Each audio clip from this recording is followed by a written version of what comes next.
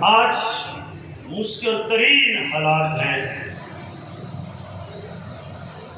جنگ و جدل ہے، سیلاب ہے، بارشوں کی کثرت ہے، تباہی ہے، دہشت گردی ہے، مہنگائی ہے، انسان پستر ہوتا جا رہا ہے، ہر روز وہ پستا جا رہا ہے اور بڑی سوچ بچار کرتا ہے کہ میں اوپر کو اٹھوں، میں بلند ہو جاؤں، میرے حالات اچھے ہو جائے۔ ہر انسان کچھ نہ کچھ کر رہا ہے، ہاتھ پاؤں مار رہا ہے، لیکن حالات جو کہ تو ہی ہیں، کچھ فرق نہیں پڑتا۔ بائبل اس کے بارے میں ہمیں دلیل کرتی ہے، حوصلہ افزائی دیتی ہے۔ ان دنوں میں پاکستان کے اندر مہنگائی نے سر اٹھایا ہوا ہے، ہر شخص پریشان ہے۔ کچن کے سبب سے، بجلی کے بل کے سبب سے، دیگر ضروریات کے سبب سے وہ پریشان ہے، لیکن ہر روز وہ پریشانی میں دستا جا رہا ہے، ڈوبتا جا رہا ہے، کوئی نکلنے کا حل نظر نہیں آ رہا۔ لیکن ہر شخص پھر بھی کوشش کرتا ہے، لیکن یاد رکھیے آسمان اور زمین ٹل جائیں گے، خدا کے منہ کی باتیں کبھی نہیں کریں گے۔ ہم چاہتے ہیں سرفرازی مل جائے۔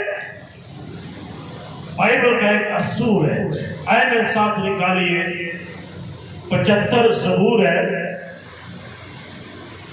5ویں اور 6ٹھی آیت۔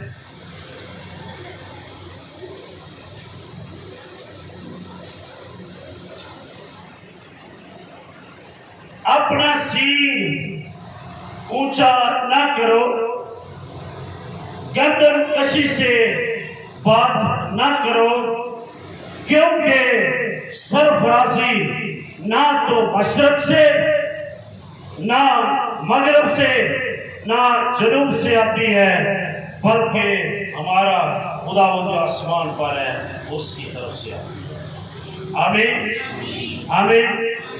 خداوند کے کلام کے سبب سے ہم سب کو برکت ملے۔ آج ہمیں آپ سب کوشش کر رہے ہیں کہ ہمیں سرفرازی ملے، ہمارے حالات اچھے ہو جائے، ہمارے گھروں میں روپے پیسے کی کثرت آ جائے، ہمارے کچن میں کثرت آ جائے، ہماری زندگی بہار ہو جائے، خوشحال ہو جائے، شادمانی مل جائے، اور اس کے لیے ہم مختلف ذرائع کر رہے ہیں۔ میں نے دیکھا ہے لوگ جائز و ناجائز کام بھی کر رہے ہیں، حالات بہتر ہو جائے۔ لوگ میڈیا پر، نیٹ پر بڑا کچھ کر رہے ہیں، لیکن اس کے باوجود حالات بہتر نہیں ہو رہے۔ دنیا بدل جائے گی، دنیا بدل جائے گی، پر خدا کا کلام نہیں بدلے گا۔ گھاس سوکھ جائے گی، پھول گملا جائے گا، پر خدا کا کلام ابد تک آسمان پر۔ خدا کے کلام میں لکھا ہے، نہ تو مشرق سے، نہ مغرب سے، نہ شمال اور جنوب سے، کہیں سے سرفرازی نہیں آئے گی، اگر آئے گی تو نوروں کے پاک سے۔ جتنی کاش میں جائز اور ناجائز میں کر رہا ہوں، جتنے میں ہاتھ پاؤں مار رہا ہوں، اتنا میرا دھیان نوروں کے باپ کی طرف سے ہو جائے۔ میں آپ کو کہتا ہوں، آپ کی تھوڑی سی دولت بہت بڑی برکت کا سبب ہے۔ آمین۔ پر انسان ایسا کرتا نہیں ایسا۔ پھر آپ نے لکھا ہے، خدا ہر ایک کو وقت پر سربراہ کرے گا۔ کب کرے گا؟ وقت پر۔ ایک چھوٹی سی بات، آنے والے دنوں میں کسی کو پتا ہے کہ پاکستان کے حالات اچھے ہوں گے یا بہتر ہوں گے؟ خدا کو پتا ہے کہ آپ میں سے کسی کو پتا تھا کہ پاکستان کے मुल्क के अंदर जड़ा वाला में कोई वाक्य होना था, नहीं किसी को पता। वक्त आने पर हालात बदलेंगे, वक्त आने पर सरफराजी होगी, वक्त आने पर मुसीबत आएगी। खुदा ने एक वक्त मुकर्रर किया है और जो तुम्हारी सरबुलंदी का वक्त आएगा, तुम्हें इल्म भी नहीं होगा, खुदा तुम्हें सरफराज कर दे। आमीन। इसलिए हमने कभी सोचा नहीं है। हम साहब की किताब में लिखा है, मुबारक है वो शख्स जो मेरे फाटकों में मेरा इंतजार है। हम इंतजार नहीं करते। दुनिया में दो बातें इंतहाई मुश्किल तरीन। नंबर एक, सुनना बहुत मुश्किल है, सुनना बहुत मुश्किल है। और नंबर दो, इंतजार करना इंतहाई मुश्किल है। आप किसी के पास बैठे 2 घंटे बैठे, स्टॉप पर अगर आपको शख्स कहे मैं 15 मिनट में आ रहा हूँ और वो 1 घंटे में आए, तो 1 घंटा भी ऐसे लगता पूरा दिन गुजर गया। इंतजार मुश्किल है। मुबारक है वो जो मेरे फाटकों में बैठकर मेरा इंतजार करता है। जब खुदा का कोई इंतजार करता है, वक्त पूरा होने पर खुदा उसे सरफराज करता है। आमीन आमीन। बाइबल मुक़द्दस में एक बात है, काना गलील की शादी में, जिस घर में शादी की, उनकी मैद खत्म हो गई, उनकी मैद, तो लोगों ने शिकायत करना शुरू कर दी। मरियम के पास गए, मरियम यीशु के पास गए और यीशु मसीह ने माँ मरियम को एक बड़ा खूबसूरत जवाब दिया था, बड़ी खूबसूरत बात कही थी। किसी को याद है क्या कहा था? अभी मेरा वक्त नहीं आया। हमारे वक्त और हैं, उसके वक्त और है। जब मेरा वक्त आएगा, मैं पानी को मैं बना दूंगा। जब मेरा वक्त आएगा, मैं सिखलाने की इज्जत को बढ़ा दूंगा। जब मेरा वक्त आएगा, मैं तुम्हें सरफराज बना दूंगा।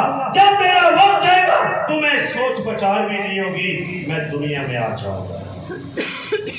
वक्त पर सारे काम खुदा करता है। काश के हमारा ध्यान आसमान के खुदा की तरफ लग जाए। खुदा वक्त पर सरबलंद करता है। सरफराजी ना मशरक से है ना मगरब से है, बल्कि दूरों के खुदा से। और दूसरी बात, एक छोटी सी बात बताना चाहता है, इसको याद रखिए। सरफराजी से पहले मुश्किलात का सामना जरूर करो। सरफराजी से पहले मुश्किलात का सामना, जो शख्स मुश्किलात का सामना नहीं कर सकता, वो सरफराजी कभी देख भी नहीं सकता, नहीं देख सकता। बाइबल मुक़द्दस में, पैदाइश की किताब में, याकूब के एक बेटे की बड़ी दास्तान है, यूसुफ की। किसकी? यूसुफ। एक बड़ी दास्तान। वो शख्स भाइयों का खाना लेकर गया, अपने ही घर के लोगों ने उसको मारा, कुएं में फेंक दिया, बेच दिया, मिस्र की गुलामों की मंडी में चला गया, बेचा गया, वहां पर इल्जाम लगाया गया और उसने 13 साल जेल में काटे। कितने साल? 13 साल। सारे बोलिए 13 साल। बेटा किसका था? सारे बोलिए किसका बेटा था? पीछे से आवाज है, खाली याकूब का नहीं, और मौत के बाद जैसे है वो ये है, वो नबी का बेटा था। किसका बेटा था? नबी का। जब नबियों की औलाद पर ऐसा होता है, वो वक्त पर सर बुलंद होते हैं, तो तुम्हारा और मेरा क्या हाल है? बेचा गया, कुएं में फेंका गया, भाइयों ने उसको मारा, मदियानियों के हाथ में बेच दिया और बगैर कसूर, बगैर गुनाह के 13 साल जेल में काटे। कोई गुनाह भी नहीं है, कोई गलती भी नहीं है, कोई कसूर भी साबित नहीं हुआ, और 13 साल مصیبت کا جیل، اور جیل ایک ایسی جگہ ہے جہاں پر سہولیات تو ہیں، اس وقت میں نہیں تھے۔ موجودہ دور میں اچھا بیڈ مل سکتا ہے، اور ہماری طرف سے پیچھے سے اچھے اچھے کھانے جاتے ہیں، کولڈ ڈرنکس ہوتی ہے، من مرضی کے کھانے منگوائے جاتے ہیں، ٹیلی ویژن دیا جاتا ہے، ڈشز دی جاتی ہیں، انٹرنیٹ دیا جاتا ہے، نشہ کرنے والوں کو نشہ دیا جاتا ہے، بڑی سہولتیں ہیں جیل میں۔ لیکن پھر بھی جیل کے اندر رہ کر ان سہولتوں سے بھی انسان خوش نہیں ہے، کیونکہ آزادی ایک تحفہ ہے، آزادی ایک تحفہ ہے۔ جیل کی ایک رات بہت مشکل ہے، قید میں رہنا مشکل ہے، اور غور کرو 13 سال، کتنے سال؟ سارے بولیے 13 سال، 13 سال اس نے جیل کے اندر گزارے ہیں۔ 13 سال ہمارے گھر میں غربت آ جائے تو مشکل ہے کہ 13 سال ہم بھر رہ کر اپنے گھر میں مصیبت میں گزارے، ہمارے لیے مشکلات پیدا ہو جاتی ہے۔ جیل جیل ہے، یہ کوئی چھوٹی بات نہیں ہے۔ پہلی جو اس پر مصیبت آئی، اس کے بھائیوں نے اس کو مارا، پھر اس کو کنویں میں پھینک دیا، سانس بھی نہ نکل سکا، پھر اس کو بیچ دیا، پھر غلاموں کی منڈی میں بیچا گیا، غلام بن گیا، جیل میں چلا گیا۔ تو کتنا مشکل ہے۔ ایک نبی کا بیٹا ہے، تو کیا نبیوں پر مصائب نہیں آتے، مصیبتیں نہیں آتی، حالات ناجائز نہیں ہوتے، ہو جاتے ہیں؟ تو پھر ہم کس کے بیچارے ہیں؟ یوسف کی پوری زندگی پڑھ لیں، اس نے ایک دفعہ بھی خدا پر شکوہ اگر آپ کی مہنگائی زیادہ ہو گئی ہے، آپ کے گھر کے اخراجات مشکل سے پورے ہو رہے ہیں، تو ہم سب سے پہلے کہاں شکوہ کرتے ہیں؟ سارے بولیے، پھر سے بولیے، پیچھے سے آواز ہے، کس پہ شکوہ کرتے ہیں؟ خدا کے بعد حکومت پر، کس پر؟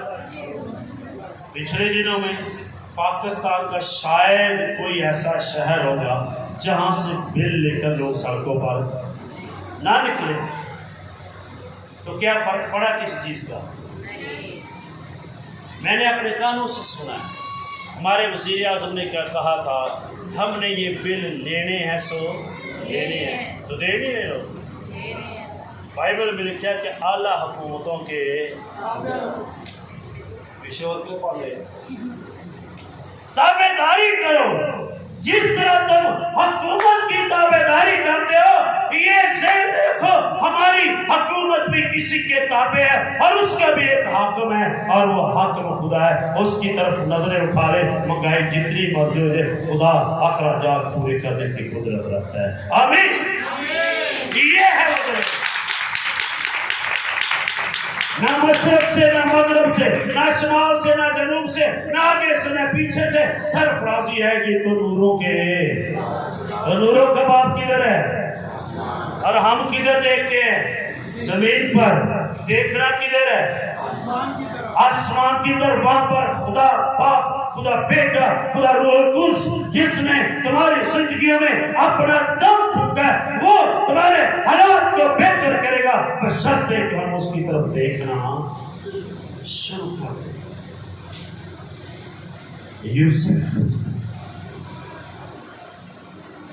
خدا 40 باب اس کی 9ویں آیت میں اور 40 باب کی 14ویں آیت میں ایک شخص کے بارے میں لکھا ہے کہ وہ شخص فرعون بادشاہ کا ساقی تھا، جو اس کو پیالے میں لے کر اس کو پیش کرتا تھا، وہ بھی اسی جیل میں وہ بحال کیا گیا۔ تو بائبل کہتی ہے جب ساقی بحال کیا گیا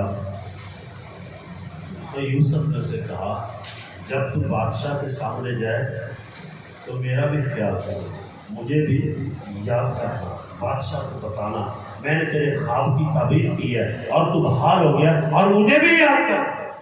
اور بائبل کہتی ہے 2 سال اس شخص نے اس کو یاد ہی، نہیں کیا۔ اس کا مطلب ہے وہ 11ویں سال میں نکلا، 2 سال باہر ہے، اور اس کے 2 سال اندر ہو گئے اور 13 سال ہو گئے، لیکن ان 2 سالوں میں ساقی نے یوسف کا ذکر تک کیوں نہیں ذکر کیا؟ کیا سبب ہے؟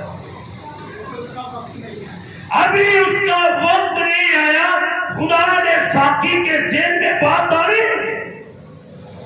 2 سال کے بعد بادشاہ کو خواب آیا تو ساقی نے کہا جیل میں ایک شخص ہے جو خوابوں کی تعبیر کرتا ہے اور جو کچھ کہتا ہے وہ پورا ہوتا ہے۔ اے میرے مالک بادشاہ، اس نے مجھے کہا تھا تو بہار ہوگا اور میں بہار ہو گیا، اور نام اس کو کہا تھا تو قتل کیا جائے گا، وہ قتل ہو گیا، وہ خوابوں کی تعبیر کرتا ہے۔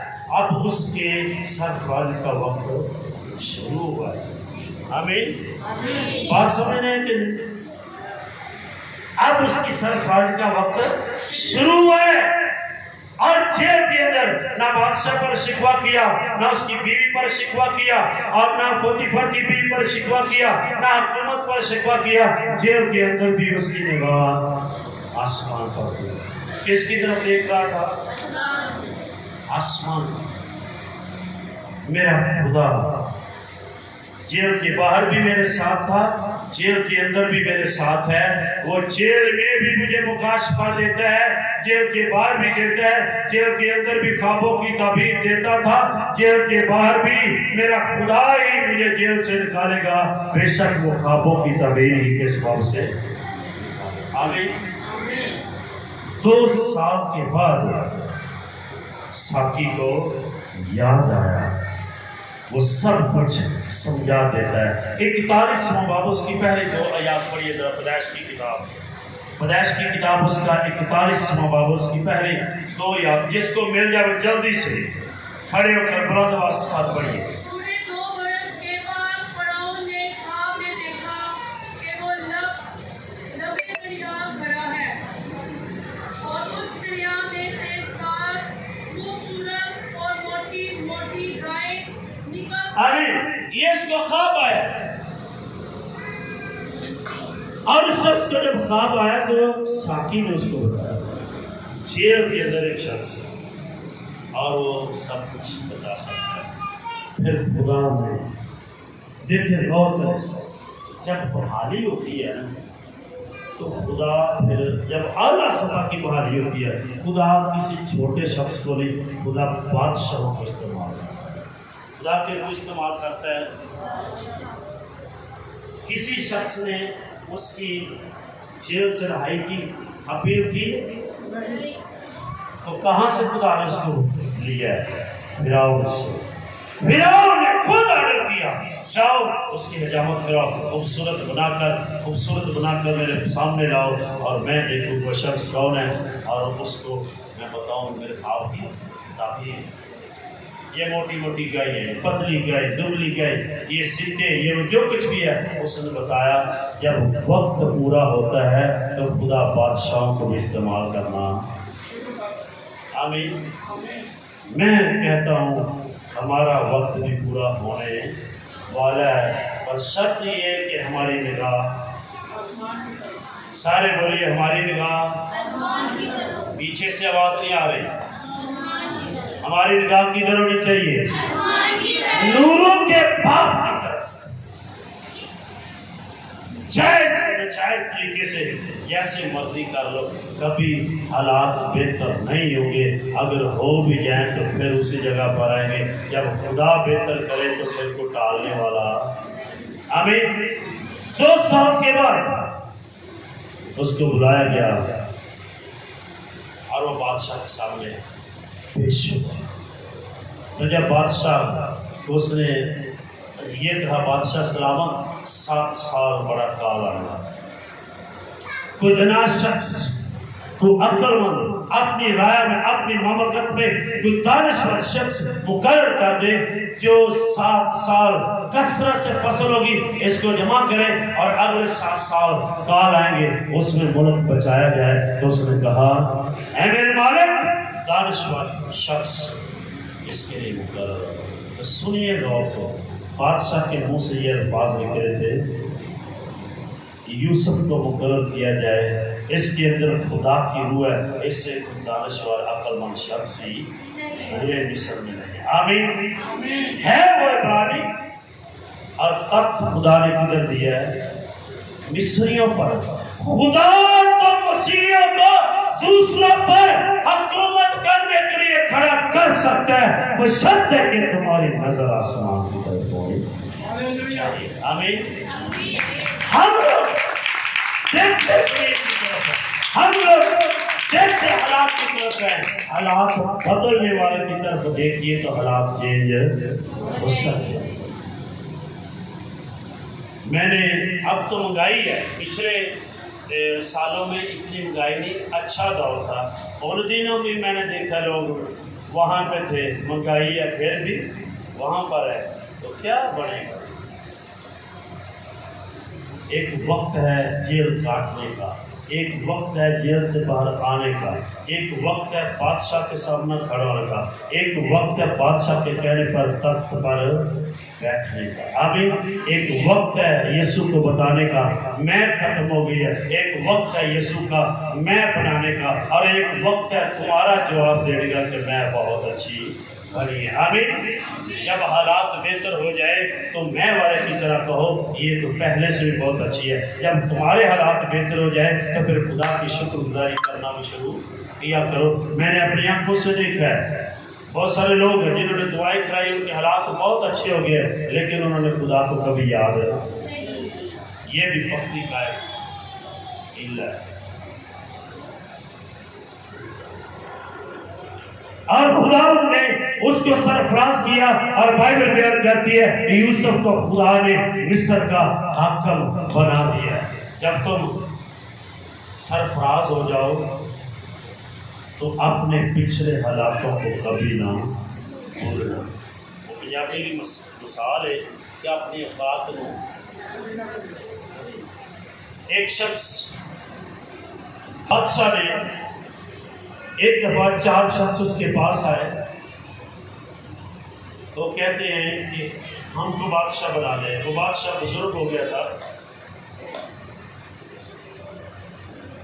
تو بادشاہ سلامت نے یہ شرط رکھی تھی کل سب سے پہلے جو میرے دربار میں آ گیا میں اس کو بادشاہ بنا۔ بادشاہ کی آنکھوں میں ہوئی ہو تو کیا نیند آتی ہے؟ نہیں آتی۔ 4 شخص اور انہوں نے اپنی تنو کی، اور ایک شخص شاید 2 بجے چلا جاتا ہے، دوسرا 3 بجے، وقت سے سارے 4 شخص وہ چلے جاتے ہیں، اور بادشاہ آتا ہے۔ بادشاہ واچ مین سے پوچھتا ہے، جو پہرے دار چوکیدار سے، وہ پوچھتا ہے ان میں سب سے پہلے کون آیا؟ دوسرا شخص بتاتا ہے یہ ہے۔ بادشاہ نے کہا چوکیدار کو پیش کیا جائے، وہ دروازے پر تھا، اس کو پیش کیا گیا۔ انہوں نے پوچھا ان میں سے پہلے کون آیا؟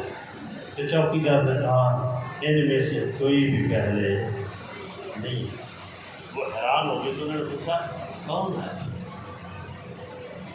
تو بادشاہ نے کہا، چوکیدار نے کہا جب میں دروازے پر تھا میں نے ان کے آنے سے پہلے دروازہ کھولا تو ایک غریب شخص، مانگنے والا، انتہائی پست، حال و حال گندا شخص، جب میں نے دروازہ کھولا اے بادشاہ سلامت کو ہمارے دروازے کے ساتھ بیٹھا۔ وہ شخص دل سے بھی کیا جائے، بادشاہ نے اس کو لایا جائے، بادشاہ اس کو لے کے آیا، بادشاہ کے سامنے پیش کیا گیا۔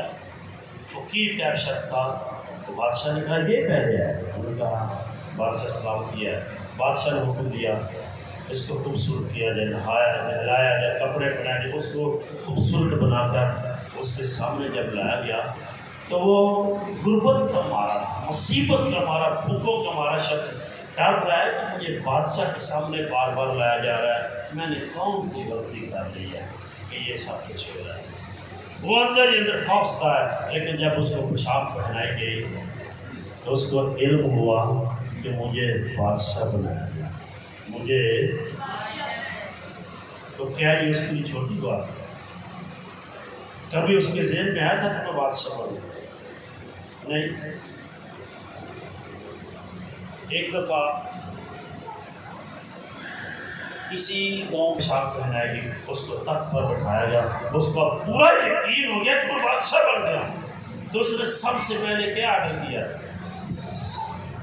کسی کو کچھ نہیں کہا. اس نے کہا جو میرے کپڑے اتارے گئے ہیں وہ صندوق میں بند کر کے مجھے پیش کیجیے. وہ مجھے پیش کیجیے. خفیہ طور پر اس نے چند بیماروں کو بلایا. اس نے کہا جنگل کے بیچ میں چھوٹی سی کٹیا تیار کی جائے اور یہ صندوق وہاں رکھ دیے. جو اس وقت بادشاہ بنانے والے تھے وہ چلے گئے، مر گئے، نئے گزرا آ گئے. تو بادشاہ ہر سال گھوڑے پر بیٹھ کر جنگل میں کٹیا میں جاتا تھا. کسی کو ساتھ نہیں لے کے جاتا تھا. جتنے وزیر تھے وہ حیران ہو گئے. بادشاہ سلامت جنگل میں جاتا، اکیلا جاتا ہے، اس کو کوئی نقصان ہو جائے گا، کسی کو ساتھ لے کر نہیں جاتا. تو ایک دفعہ ایک لوگوں نے پیچھا کیا، ان کے پاس ہے اور ان سے پوچھا بادشاہ سلامت جب آپ جاتے ہیں اکیلے جاتے ہیں تو کیا لے کے جاتے ہیں، ہمیں بتائیں. بادشاہ کو مجبور کیا. تو بادشاہ نے ان کو بلایا، وہ صندوق وہاں سے اٹھوایا اور جب وہ لے کر آیا تو اس نے اس کو کھولا. تو اس نے کہا میں اس صندوق کے اندر اپنے ان کپڑوں کو دیکھنے جاتا ہوں. جب میں تخت پر بیٹھتا ہوں تو میرے دماغ میں کچھ ہوتا ہے تو میں پھر وہاں جاتا ہوں اور کپڑوں کو دیکھتا ہوں اور یہ کپڑے مجھے یاد دلاتے ہیں تو بادشاہ نہیں تھا، تو یہ تھا. جب میں ان کو دیکھتا ہوں تو میں پھر اسی لیول پر آ جاتا ہوں. میرے اندر میری اوقات ہے وہ ہمیشہ یاد رکھتا ہوں، اس لیے میں اس کو دیکھتا ہوں تاکہ میں امیر ہو کر بھول نہ جاؤں. یہ اسے اپنی زندگی میں رکھتا. آج کا انسان جب حالات بہتر ہو جاتے ہیں وہ گھر والوں کو، اپنا تو خدا کو بھول جاتا ہے. اس نے کہا یہ مجھے یاد دلاتے ہیں کہ تو حقیقت میں کیا تھا. اس لیے جب سرفراز ہو جاؤ تو خدا کو مت بھولنا. اور اس کو سرفراز کیا گیا، اس کو مصر کا حاکم بنایا گیا. جب یہ حاکم بن گیا تو غور سے سنیے، سرفرازی آسمان سے اس کی طرف آئی ہے اور خدا نے اس کو سرفراز کیا، مصر کا بڑا حاکم بنایا گیا. اور جب کال پڑ گیا تو اس نے غریبوں کو پیچھے نہیں، مصر کے غریبوں کو، ارد گرد کے غریب جتنے آتے تھے سب کو دیتا تھا. حتی البصر جن بھائیوں نے مارا، جن بھائیوں نے کنویں میں پھینکا، جن بھائیوں نے مدیانیوں کے ہاتھ میں بیچا تھا، بائبل کہتی ہے ان کو اناج بھی دیتا تھا اور ان کی نقدی بھی ان کے بوروں میں واپس ڈال دیتا تھا. یہ سرفراز ہو کر اپنے خاندان کو نہیں بھولا. جن کا خدا سرفراز کرتا ہے وہ دوسروں کا خیال رکھتے ہیں. اور اسی لیے جو سرفرازی آسمان سے آتی ہے وہ کبھی کنجوس بننے نہیں دیتی. اس لیے میرے بھائیوں میری بہنوں یاد رکھو آسمان کی طرف سے سرفرازی آتی ہے. آمین. جب تم خدا کی طرف دھیان کرو گے خدا تم کو بھی یوسف بنا سکتا ہے، خدا تم کو بھی داؤد بنا سکتا ہے جو بیابانوں میں بھیڑے چراتا ہے. اور بھیڑے چرانے کے اس کو خدا نے وہاں سے لیا اور تخت پر بٹھایا ہے. وقت خدا سر بلند کرتا ہے. سرفرازی نہ مشرق سے ہے نہ مغرب سے ہے. اس نے باپ سے بھی وفاداری کی، آسمان کے باپ سے وفاداری کی، زمینی باپ سے وفاداری کی. جیل میں خدا کے خلاف نہیں ہے، وہ پرستش کرتا ہے، خدا کا ساتھ اس کے ساتھ ہے. وہ خدا کی طرف نگاہ لگائے ہوئے ہیں. جو خدا پر نگاہیں لگاتے ہیں وقت آنے پر خدا ان کو سر بلند کرتا ہے. میں آج یہ کہوں گا ہمارے ملک کے اندر مہنگائی ہے، کثرت سے مہنگائی بڑھتی جا رہی ہے، لوگ پریشان ہیں. اس پریشانی کے عالم میں روپیہ کچھ نہیں کر سکتا. اگر کوئی کر سکتا ہے تو وہ تمہارا خدا ہے. آمین. خدا کی طرف نگاہ لگائیے، خدا تمہاری تھوڑی دولت میں بہت برکت ڈال سکتا ہے. خدا ہم سب کو برکت دے. آمین.